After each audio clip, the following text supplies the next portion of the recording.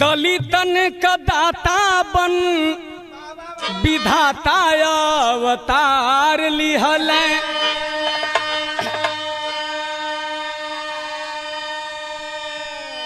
बाबा साहेब से रावा महान हो, बाबा साहेब से रावा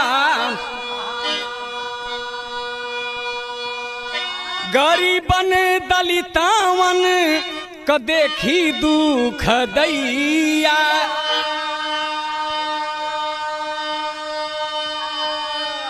झेले छुआ छूत के तूफान हो, झेले छुआ छूत के दलित बहुजन हिताया और बहुजन सुखाय खातिर लिखे बाबा साहेब संविधान हो, लिखे बाबा साहेब अच्छा बाबूजी, एक बिरहा फिर आप लोगों के बीच में। आज 2019 के लास्ट और 2020 के शुरुआत में एक धमाकेदार सामाजिक चित्रण आप लोगन के बीच में हम भेजे थी। स्नेहा स्टूडियो भाई सुनील जी के देखरेख में और भाई अजीत मोबाइल केयर कमालडी पहाड़ी से, ये लोगन के सहयोग से ये आप लोगन के बीच में हम बिरहा भेजे थी। बाबा साहब B.R. अम्बेडकर साहब के विषय में बड़ी बिरहा आप लोग सुन ले होई बा। सबकर बिरहा सुनिहा, सबकर कैसेटवा, सबकर बिरहा बनेट पर, लेकिन ये बिरहा के जरूर सुनिहा। ये बिरहा अपने आप में ये मत बहुत बड़ी भारी राज छिपल बा। बाबा साहब का बड़ा लोग बिरहा गा रहे, हम हजारी लाल मौर्य एंड पार्टी के आवाज में एक बिरहा आप लोगों के बीच में भेजे थी। ये बिरहा बा कैसन तनी सुनिहा। कव्वाली का टुकड़ा लगल मास्टर।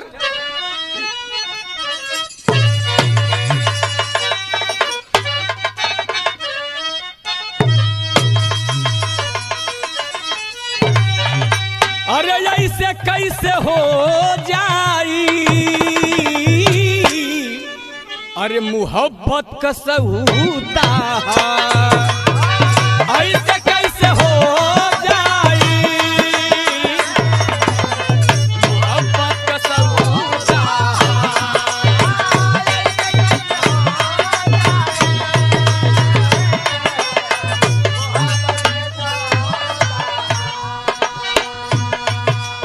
शिवानंद। ई गीत हो मौज मस्ती बदे, लेकिन कभी जी लिखलन का लिखलन कि आदमी तो सब है धरती पर, लेकिन लिखल गई आदमी के विषय में। आदमी के जीवन में मोड़ कैसे आते हैं, आदमी के जीवन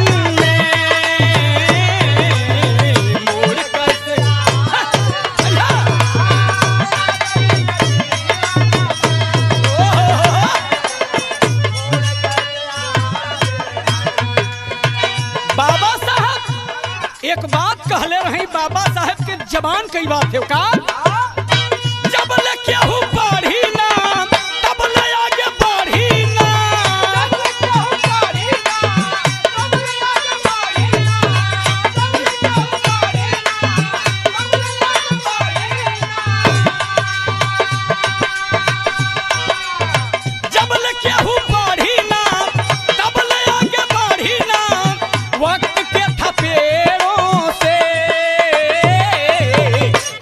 के थपेड़ों से सब छोड़ जाते हैं, वक्त के थपेड़ों से।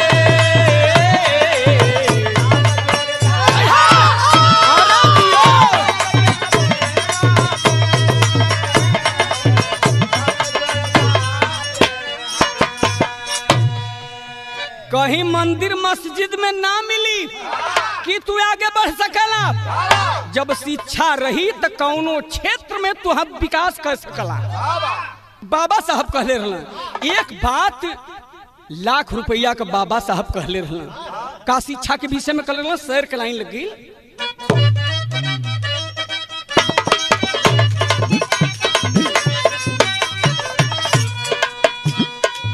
शिक्षा शेरनी का दूध जो कि पीता है, शिक्षा शेरनी का दूध जो कि पीता है, सदा समाज में सर ऊंचा करके जीता है।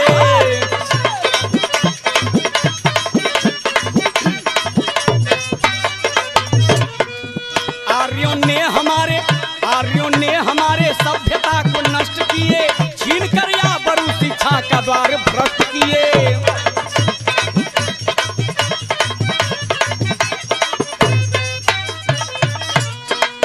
देश में राज था नवाब मुसलमानों का, देश में राज था नवाब मुसलमानों का, सभ्यता उठ रहा भारत से स्वाभिमानों का।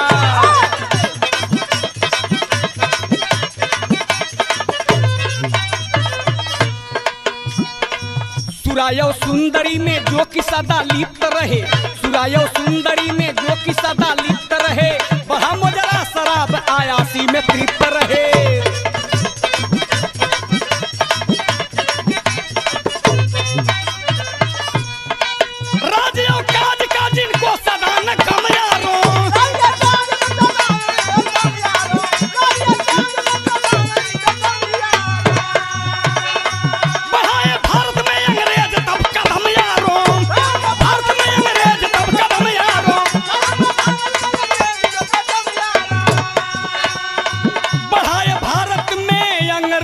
तब कदम यारों, भैया बात के समझला, शिक्षा वह शेरनी का दूध है, जो पिएगा वह दहाड़ेगा, ये बाबा साहब कहे थे। और ये कहानी बड़ा उड़ान चकबा।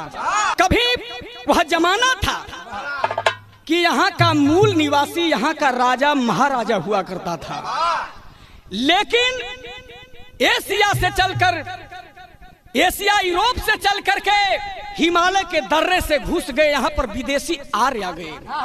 आज से 5000 साल पहले, और जब आर्य आ गई ना, तो यहाँ के लोगन के गुलाम बना के सत्ता शासन पर काबिज हो गई। यहाँ का राजा हो गई, मनुस्मृति लागू हो गई कि 80 ST मतलब शूद्रन के परछाई पड़ जाई तो बीमार पड़ जाई, और शूद्रन के बढ़िया भोजन नहीं करेंगे। हम मनुस्मृति में लिखल बा, शूद्र अच्छा भोजन नहीं कर सकता, शूद्र अच्छा कपड़ा नहीं पहन सकता, शूद्र धन संग्रह नहीं कर सकता। अगर किसी प्रकार से शूद्र अगर धन इकट्ठा कर लिया, बैंक बैलेंस कर दिया, तो मनु ने संविधान में अपने लिखा है कि ब्राह्मण उसके धन को जबरदस्ती अपहरण कर सकता है। ये मनुस्मृति में लिखा गया है। लेकिन लगभग 712 में अरब से चल करके मुसलमान आए, ब्राह्मणन के गुलाम बना ले, सत्ता शासन फिर मुसलमानन के हाथ में चल गए। लेकिन मुसलमान वह शासक वहां का जो नवाब था आयासी किस्म का था, नाच गाना दारू मुजरा में तृप्त रहता था। राजकाज को के तन को गम नहीं बा कि हमार सत्ता शासन कैसे चलत हो।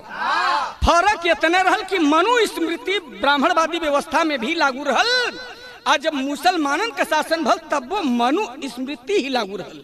केवल मुसलमान राजा रहलन, लेकिन कानून ब्राह्मणन का चलत रहल। यहाँ के लोगन के सतावे शोषण करे का मनुस्मृति में पूरा पूरा विधान लिखल बा। एकरे बाद लगभग 1700 ईस्वी में लंदन से चल के अंग्रेज अइले, पहला कदम कलकत्ता के धरती पर रख दिले। पता कैले यहाँ का राजा नवाब है। नवाब राजा के पास पहुंचा। अंग्रेज अधिकारी हाथ जोड़ करके बोला कि सरकार, हमें आपके राज्य में आयल ही, थोड़ा सा जमीन चाहिए, आपके राज्य में कुछ बिजनेस कहल चाहती, कुछ बिजनेस कहल चाहती, थोड़ा सा जमीन चाहिए। नवाब कहलस कि कितना जमीन चाहिए। तब अंग्रेज सरकार कहल का कहले, बिरहा में तर्ज बदल गई।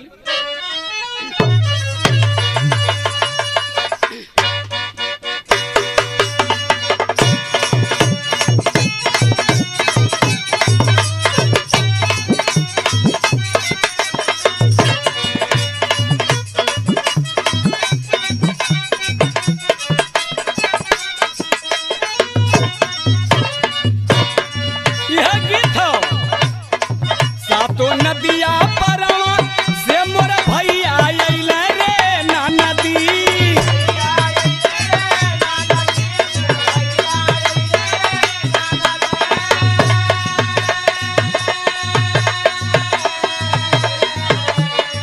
सातो नदिया परवा से मोर भैया अइले रे ना नदी, मोर भैया अइले रे ना नदी।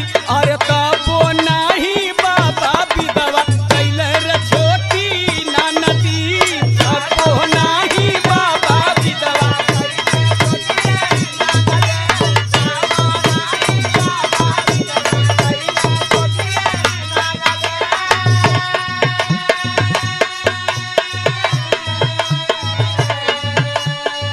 बड़ा जोर गवैया के गौलन, तो एके हम छोड़ दिली, हम का गैला। रोज छाऊ कैली पाँच फोरन से रे भाऊजी।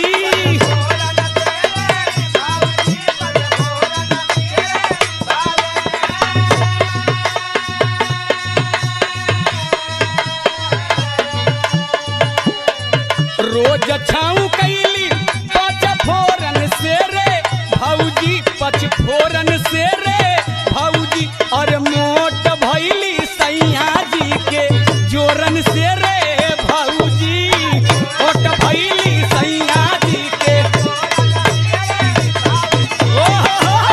यो, क्या बात है, शेर हुआ।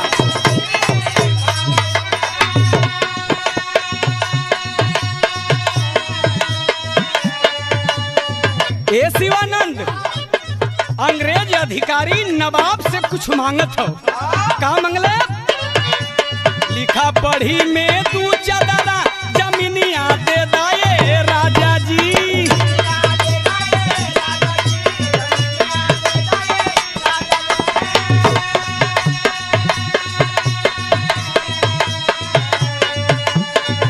अरे लिखा पढ़ी में तू चदरा जमीनिया दे दाए राजा जी, जमीनिया दे दाए राजा जी। अरे गुजर करई के खातिर हमें जीवनिया दे दाए राजा जी, गुजर करई के खातिर हमें जीवनिया दे दाए राजा जी। हो, कैसे?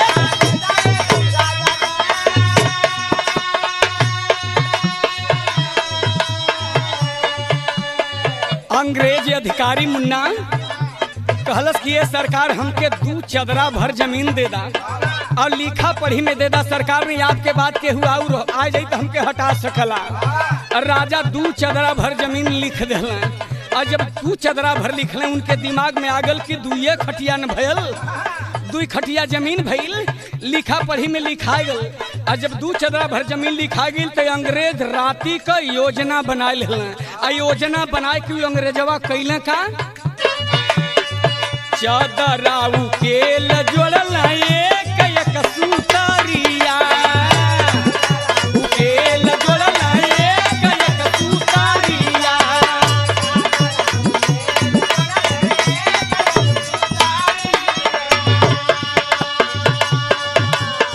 ना पिटहल आधा काला कत्ता के सहरिया।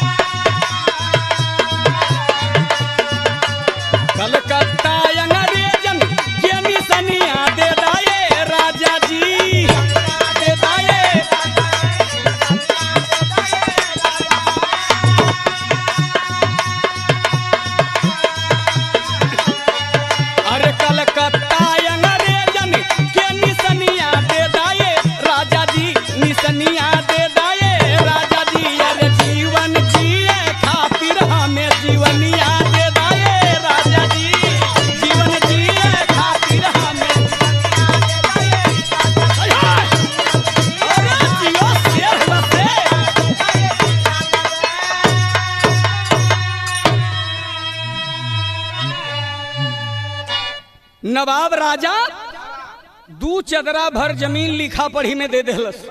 और जब लिखा पढ़ी में 2 चदरा भर जमीन दिया गई तो अंग्रेज जौन बा रातों रात 2 चदरा का सूता उकेला लगलन और उकेल के और ओके संग्रह कैल हलन। ओकर गोला बनाए के लंबाई गुड़े चौड़ाई रतिये में सब लगलन नापे, भोरहरिये में लगलन नापे। सबेरवा भयल एक नौकर जाए के नवाब राजा से कलत की सरकार अंग्रेजन के कितना जमीन दिले हुआ। कल 2 चदरा भर, कल 2 चदरा भर, अरे आधा कलकत्ता के पार तक सब नाप घलना। अरे उतना कैसे हो जाई? कहे सरकार चल के देखबा तब ना। नवाब जब पहुंचल कल के भाई 2 चदरा भर हम जमीन दिए हैं, तुम इतना लंबाई गुणे चौड़ाई कैसे नाप रहे हो? कलश की सरकार वो 2 चदरवा भर के उकेल के हमन सूतवा खाली न लुड़ियौले है। 2 चदरा के सूता भर लेवे करे के, बेसी ना लेवे के। अच्छा लंबाई गुणे चौड़ाई लिखा पढ़ी मिले, फंस गल नवाब। उतना अंग्रेज ले हल। धीरे धीरे ईस्ट इंडिया कंपनी वही खोल रहा कलकत्ता में, पहला अंग्रेज वही आयल हुआ। आज खुल गई कंपनी, धीरे धीरे हाथ पांव फैलावे लगल। एक दिन वो समय आयल कि पूरे भारत पर अंग्रेजन का शासन हो गल, मुसलमानन के गुलाम बना दिल। और जब मुसलमानन के गुलाम बना दिल तब ये हर जौन बात, जब ब्राह्मणन का सत्ता शासन रहल तो सलूकत यहाँ के मूल निवासिन के साथ लोग करे का विधा में तर्ज बदल गई।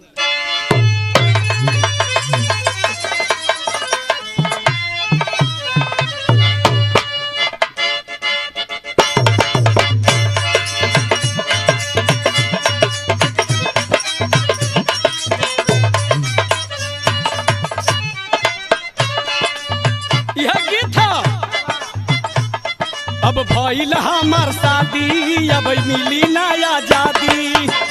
हमार शादी अब मिली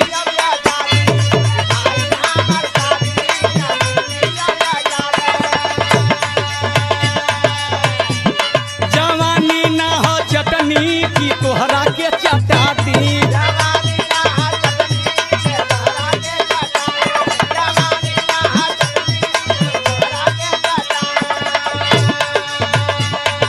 भइल हमार शादी अब मिली ना आजादी, जवानी ना हो चटनी की तोहरा के चटा दी। हो पहले रहलू पातर अब तो फूल गईलू, पहले रहलू पातर अब तो फूल गईलू। मिलत मरद हम के भूल गईलू, पहले रहलू पातर अब तो फूल गईलू। मिलत मरद हम के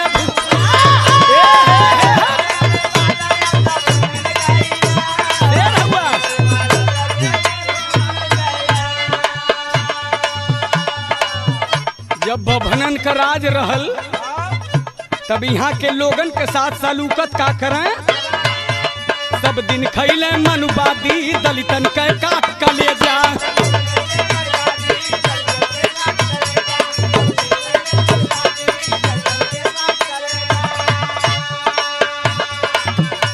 शिक्षा दीक्षा कुल छीन ले बुद्धि भेजा। दीक्षा कुल छीन ले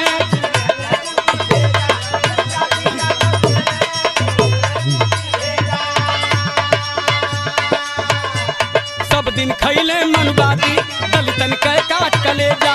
शिक्षा दीक्षा कुल छीन ले बुद्धि भेजा। हो याद करा जहिया गुलाम रहला, याद करा जहिया गुलाम रहला। पशुअन के जैसन लीलाम रहला। याद करा जहिया गुलाम रहला, पशुअन के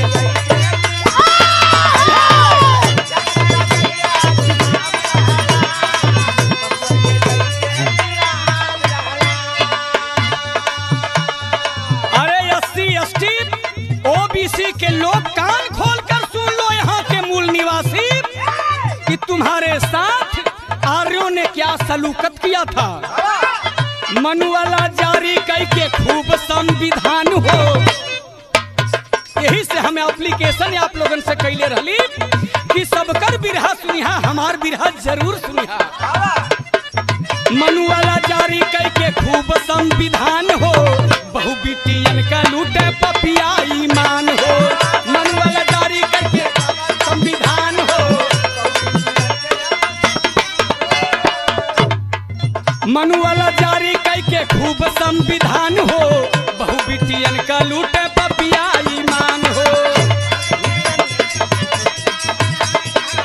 बहु बिटियन का लूटे पपिया विधान हो, बहु बिटियन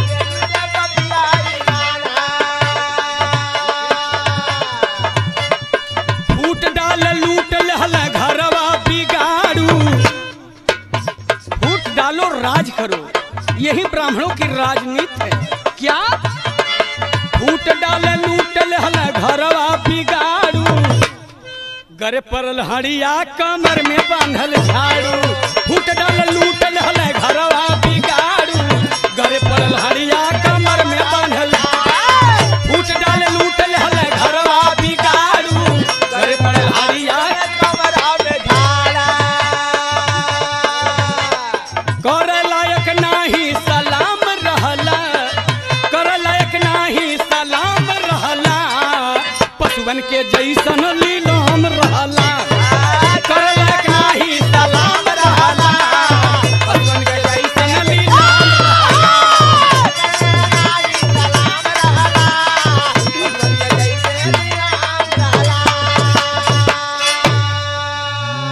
आज तो लोग कहते कि दादा पाल लगी, जब वो समय रहल आर्यन के यहाँ शासन चलत रहल, मनु स्मृति लागू रहल, तो तुहार पर छहिया पड़ जाए तो छूत लग जाए, लेकिन आज दूरे लकथुआ की दादा पा लगी, वह दिन सलामी लेवा लायक नहीं रहला, वो औकात तुहार रहल। सक्कन बाबा साहब, बी आर अम्बेडकर साहब बौद्ध धर्म स्वीकार कैले रहला, तंग आगे रहला, लेकिन हर अंग्रेजन का जब सत्ता शासन बभनन पर हो गल, तो अंग्रेज का कहला कि मनु स्मृति तुरंत रद्द कर दिल, मनु स्मृति रद्द करके अंग्रेज अपन कानून लागू कैलन, और जब अपन कानून लागू कैलन तो यहाँ के मूल निवासिन के चेहरा पर हल्का से मुस्कान आयल, और जब हल्का मुस्कान आयल तो टेरी लग गई।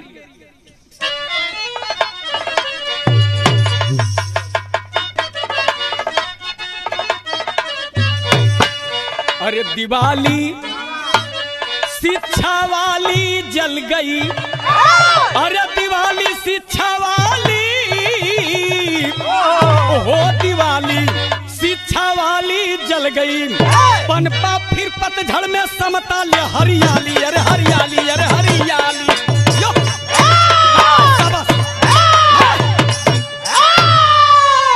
पनपा फिर पतझड़ में समता ले हरियाली, दिवाली शिक्षा वाली जल गई।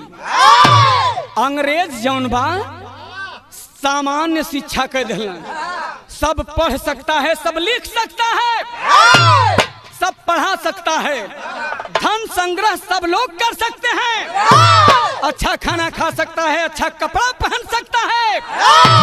अंग्रेजों ने छूट कर दिया, और जब अंग्रेज छूट कर दिलन तब बिरहा में तर्ज बदल गई।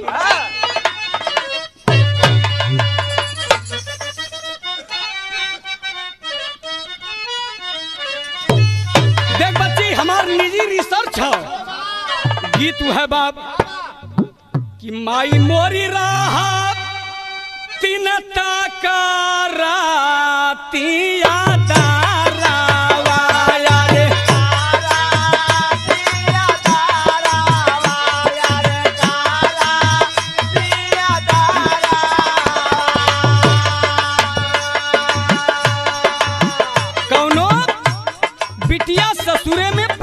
भइल बा, आज ससुराल वालन से तंग आके मायके की तरफ चलल है। जब मायके में गई तो माई या बाबू सब लोग स्वर्गवासी हो चुकल हुए, केवल भाई और भौजाइन का राज है। भौजाइयो नहीं समवलस, फिर लौट के और जब बिटिया रास्ते में चलबा प्रकृति के उलाहना देती हुई चली है। क्या माई मोरी राह तिनता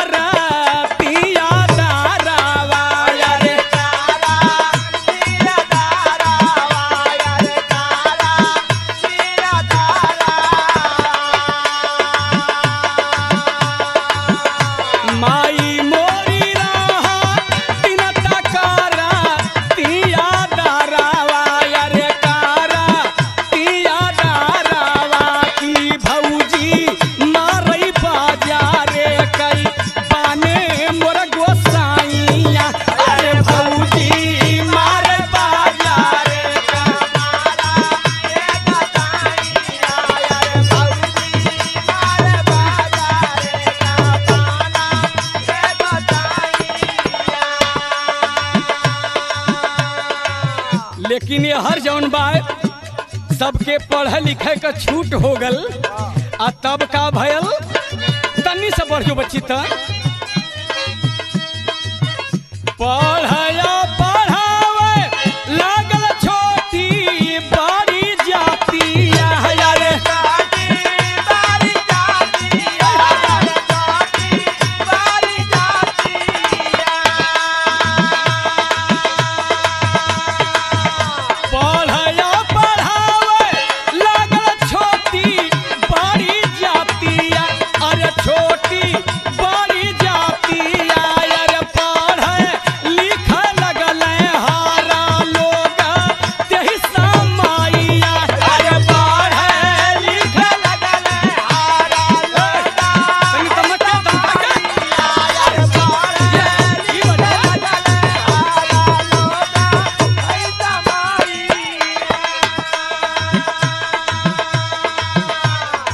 आर्यन के मनुस्मृति में तो शिक्षा से दूर रखल गल, लेकिन अंग्रेज आदेश कर दिल सबके पढ़े लिखे के।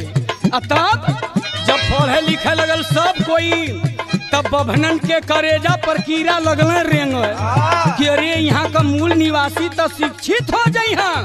अंग्रेज तो बड़ा बुरा कैल। तब बदला वाली बतिया मानुवादी दिल में पाले लगल बहादी दिल में पाले दिल में पाले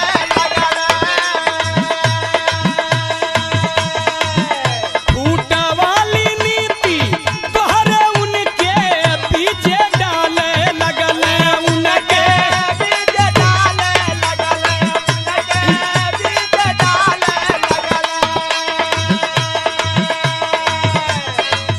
फूट वाली नीति तोहरे उनके पीछे डाले लगल उनके पीछे डाले लगल कैसे लागी हमहन का भोग मोरे भैया अरे कैसे लागी हमहन का भोग यह बाहर सोचे लगल अब ठाकुर जी के भोग कैसे लगी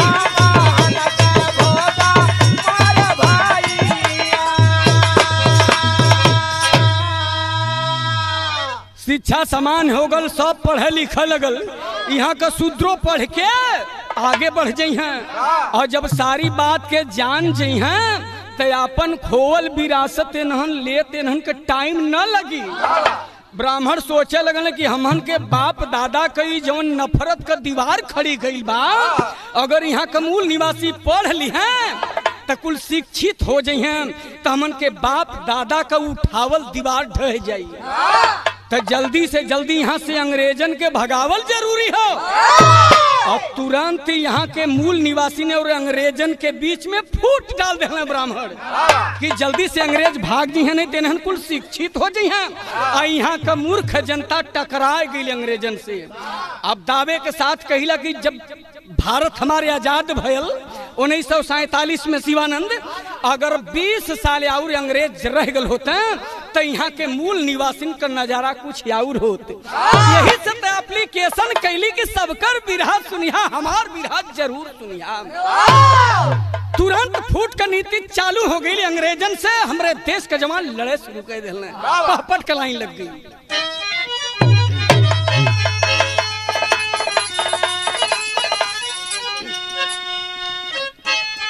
अरे छूटे जेल से सावरकर मर्दनवा आगी लागल बा, तब बाबा साहेब से भइले मिलनवा आगी लागल बा।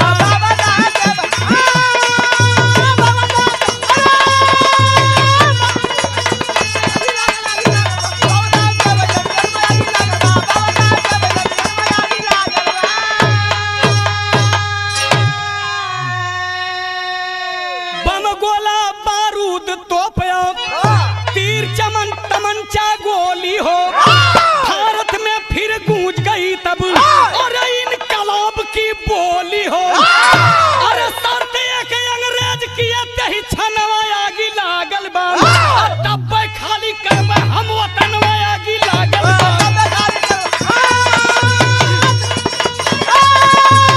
अरे जिया भैया जियो शेर हुआ।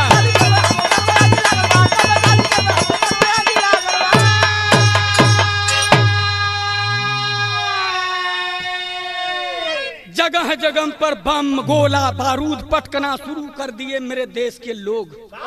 और जब पटके शुरू कैले तो अंग्रेजन का सिपाही जौन बा जेल में बंद करे शुरू कैले। आ जेल में बंद करें तो हर छूटे, आ छूटे तो बात वह हो अंग्रेजन पर वैसे ही टूटे। आ जब वीर सावरकर जेल में बंद भइले, एक बाद जब छूटल तब बाबा साहब से भेंट हो गई। आ जब बाबा साहब से भेंट भइल, एक बाद बाबा साहब अपने घरे, वीर सावरकर अपने घरे। लेकिन ये अंग्रेज तंग आ गई। जब तंग आ गई यहाँ के लोगन से कि शिक्षा पर हमन इतना जोर दिली कि यहाँ का मूल निवासी शिक्षित हो जाए, लेकिन ये सब आर्यन के चक्कर में पड़ गई। अगर हमन से लड़ाई छेड़ दे तो गांधी जी से और डॉक्टर भाभा से अंग्रेज कहला कि हमन हिंदुस्तान छोड़ दे, तोहार भारत हमन छोड़ दे, लेकिन संविधान तुहके बनाए के दिखावे के होई कि अपने देश का कानून व्यवस्था कैसे चलेबा। अब हर गांधी जी डॉक्टर भाभा चक्कर में पड़ गए कि भाई आखिर संविधान बनाई के। तबले वीर सावरकर से मुलाकात हो गई। गांधी जी से वीर सावरकर कहलास कि लंदन से बारिस्टरी कह के बाबा साहब बी आर अम्बेडकर आ चुकल हूँ अपने देश में, चल जाऊं उनके घरे, शायद कोनो उपाय बता सकल। गांधी जी और डॉक्टर भाभा पहुंचले डॉक्टर बी आर अम्बेडकर साहब के घरे। घड़ी में 12 बजे था। बाबा साहब एक डिबरी हल्की हल्की जलत रहल, बैठ के कुछ लिखा पढ़ी का काम करत रहले। तब तक डॉक्टर भाभा गांधी जी पहुंच गए। देखले डॉक्टर भाभा कहले कि अरे अम्बेडकर तो भी जग रहे हैं। गांधी जी कहले का हो अम्बेडकर अभी जगले हुआ? कहले कि का करी सरकार, हमार लोग सुतल हुए तब तक जागत ही, जब हमार लोग जाग जाइए तब न हमके सुते का मौका मिली। समझ गए डॉक्टर भाभा की वो काबिल आदमी है, संविधान बना सकता है। कहला कि तोरे के बड़ा जरूरी काम से चली जा। कहला तब बतावा, तब बतावे लगले लोग, आल्हा खलाई लग गई।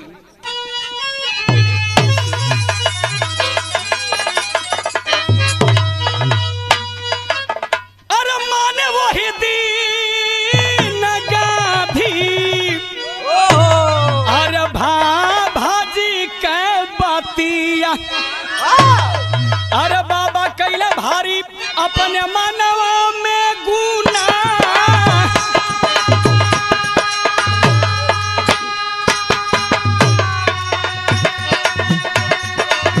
जहिया अंग्रेज पूछला देश कैसा सनावा,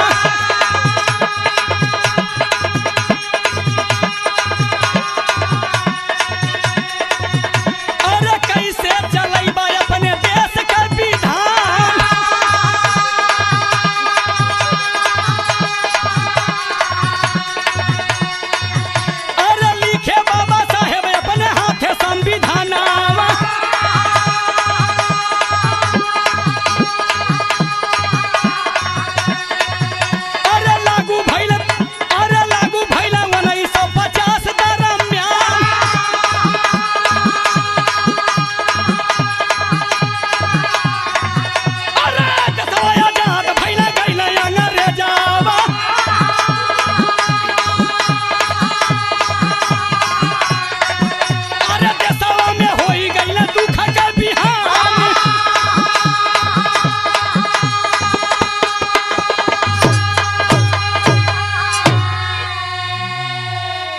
सब लोग बतावला कि देशवा में हो गई सुख का बिहान, लेकिन हम कहला कि देशवा में हो गई दुख का बिहान।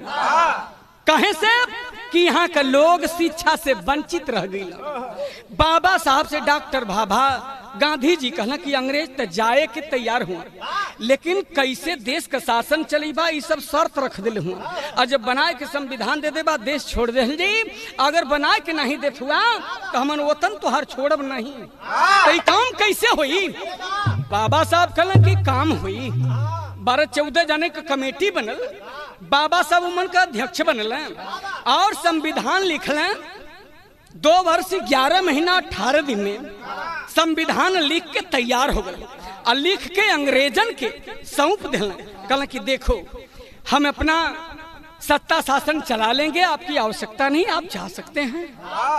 हम लोकतंत्र लागू करेंगे, यहाँ के मूल निवासी राजा होगा, प्रधानमंत्री होगा, मंत्री होगा, मुख्यमंत्री होगा। अफसोस अंग्रेज तो चले गए, अंग्रेज चले गए, देश तो आजाद हो गया, लेकिन यहाँ के मूल निवासियों के लिए बड़े दुख की बात है। अगर 20 साल अंग्रेज और रुक गए होते तो यहाँ के और लोग शिक्षा में पारंगत हो गए हुए होते। क्या ये अंग्रेजों का देन था कि बाबा साहब B.R. अम्बेडकर साहब, सरदार वल्लभ भाई पटेल, ये लोग पढ़ लिख करके ग्रेजुएट हो गए, और नहीं तो इहो लोगन अनपढ़ रहता। ई तो अंग्रेजन का देन रहल। अंग्रेज चल गए, बाबा साहब सोचले कि लोकतंत्र लागू कर देब, तब 85 हम नहीं 15 उन्हन हुआ। जब चाह प्रधानमंत्री बनम, मुख्यमंत्री बनाई, सरकार यापन बनाई, राजा हमार रही। लेकिन फूट डालो, राजनीति करो, यही उन लोगों की चाल थी।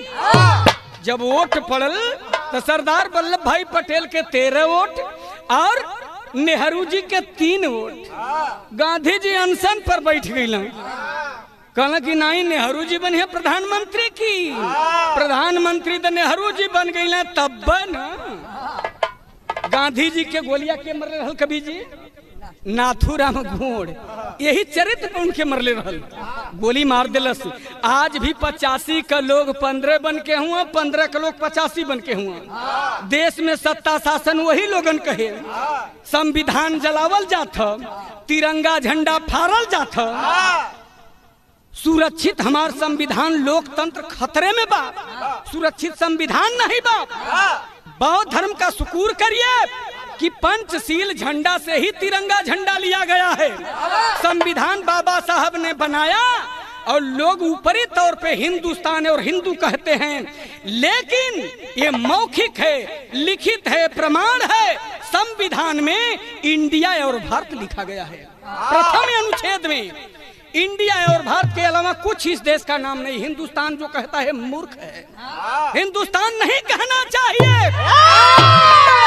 तिरंगा झंडा इशारा करता है, प्रमाण देता है। तिरंगा झंडे से पता चल जाता है कि यह बौद्ध राष्ट्र देश है। संविधान से पता चलता है कि यह बौद्ध राष्ट्र देश है, क्योंकि भगवान गौतम बुद्ध के पंचशील का अष्टशील 10 शील पूरे के पूरे संविधान के अंदर बाबा साहब पिरोए हुए हैं। इसलिए खतरे में झंडा, तिरंगा और संविधान को देखते हुए यह देश रो पड़ा। आखिरी बात लिखे के परल,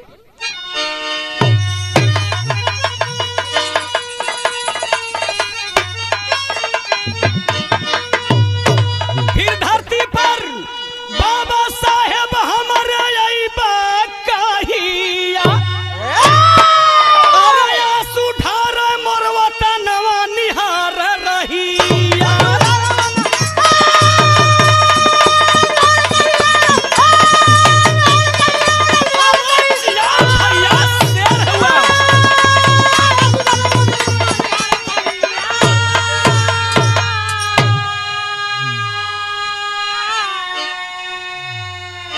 करुणा, दया, त्याग, ममता, समता का राह बताए।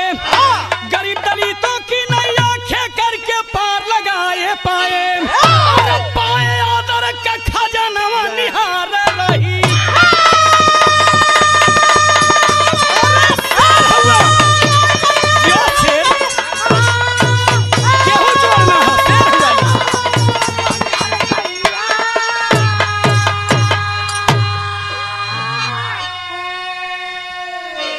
करुणा, दया, त्याग, ममता, बंधुत्व जिसके पास है वही भगवान है, वही बुद्ध का संदेश कहता है। बाबा साहब B.R. अम्बेडकर साहब बौद्ध धर्म को स्वीकार किए। नागपुर में 1 लाख अनुयायियों के साथ 22 प्रतिज्ञाएं लिए थे। 22 प्रतिज्ञा में पहली प्रतिज्ञा उनकी थी कि मैं मूर्ति पूजा और देवी देवता को नहीं मानता। लेकिन आज भी SC/ST के लोग देवी देवता मूर्ति पूजा के चक्कर में पड़े रहते हैं, इसलिए सत्ता शासन पर काबिज आर्य ही लोग पड़े हुए हैं। जौन दिन मूर्ति पूजा बंद हो जाए, यहाँ के मूल निवासिन का सत्ता शासन दिल्ली की धरती पर हो सकता है। यह हजारीलाल मौर्य कह रहा है बिरहा विराम के लाइन पर। गुरु बिहारी गुरुपत्तू कहें संविधान में लेख, काशी बुल्लू सुखनंदन जी गए नजर से देख। अरे दिवाली शिक्षा वाली जल गई, अरे दिवाली शिक्षा वाली जल गई, हजारी धर्म देव दो सुमन खिले एक डाली, दिवाली शिक्षा वाली